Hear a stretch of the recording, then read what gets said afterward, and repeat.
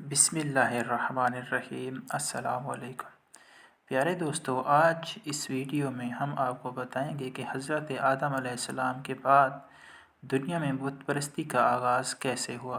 तारीख़ में बुत परस्ती का तज़किरा किस कौम के साथ शुरू होता है और इस बुत परस्ती की इब्तदा कहाँ से और कैसे हुई।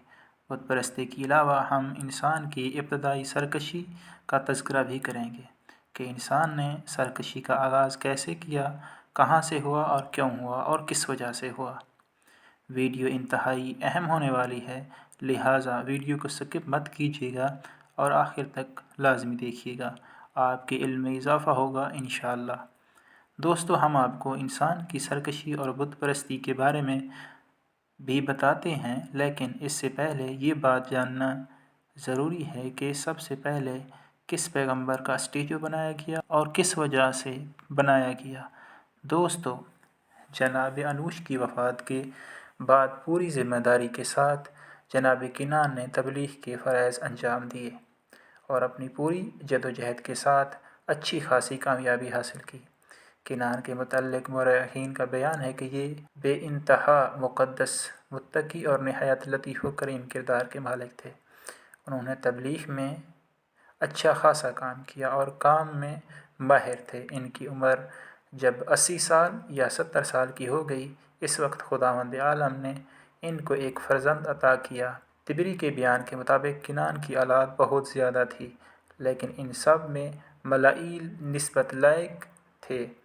लफ्ज़ मलाइल के मानी ममदूह के हैं। ये भी है कि किनान ने अपना जानशीन मलाइल को इसकी लियाकत और सलाहियत की वजह से बनाया था। किनान अपने बाप की वसीयत के मुताबिक जानशीन होने की हैसियत से रियासत बनी आदम को संभाले रहे और वो इसकी कोशिश में रहे कि सिरात मुस्तकीम से इनहराफ ना हो पाए। किनान की वफ़ात के बाद जनाब मलाइल तमाम बनी आदम को समेटते रहे और आबा व अजदाद की वसीयत के मुताबिक कोशिश करते रहे। जब मलाइल की उम्र 60 साल हुई तो उनके यहाँ एक फ़र्जंद मुतवल्लिद हुआ जिसका नाम यरिद रखा गया, जिसके मानी ज़ाब्ता यानी कानून और कायदा के हैं। हज़रत आदम अलैहिस्सलाम से लेकर किनान अलैहिस्सलाम तक सब ही दीन इस्लाम की तबलीग करते चले आए, यहाँ तक कि किनान के यहाँ एक फ़र्जंद पैदा हुआ जिसका नाम मलाइल रखा गया।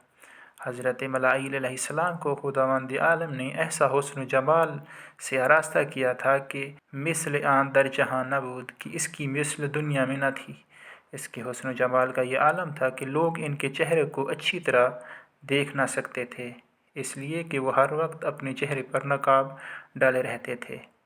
मगरिब से मशरिक़ तक इनके हुस्न का चर्चा था और बेशुमार हज़रात मुसलसल उनको देखने के लिए आया करते थे, तोहफ़े और तवाइफ लाया करते थे और हर आने वाले इनके जाहो चश्म और कुदरती जलाल को देखकर हैरान रह जाते थे। ये सिलसिला अरसा तक जारी रहा, यहाँ तक कि मलाइल अलैहिस्सलाम का इंतकाल हो गया। इनके इंतकाल के बाद जो लोग आते थे वो बड़े मायूस होकर वापस जाते थे और जो नजराना लाते थे वापस लेकर चले जाते थे।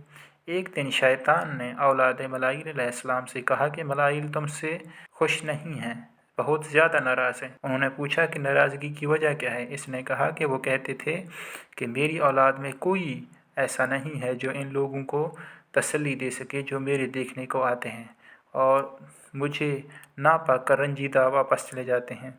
इन लोगों ने शैतान से, जो इंसानी सूरत में था, पूछा कि अब हम इसका क्या इलाज करें। शैतान ने कहा कि इसका इलाज तो बहुत आसान है।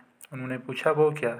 इसने कहा कि तुम एक सूरत मलाइल अलैहिस्सलाम की शक्ल की बनाकर अपने घर में रखो और इस पर नकाब डाल दो, ताकि जब लोग आएँ तो उनकी ज़ियारत कर लिया करें और मुतमईन होकर वापस जाया करें।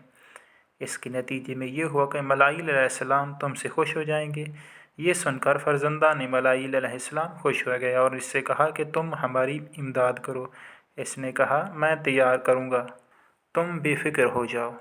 इसने पत्थर का स्टैचू बनाया और इसके चेहरे पर नकाब डाल दी।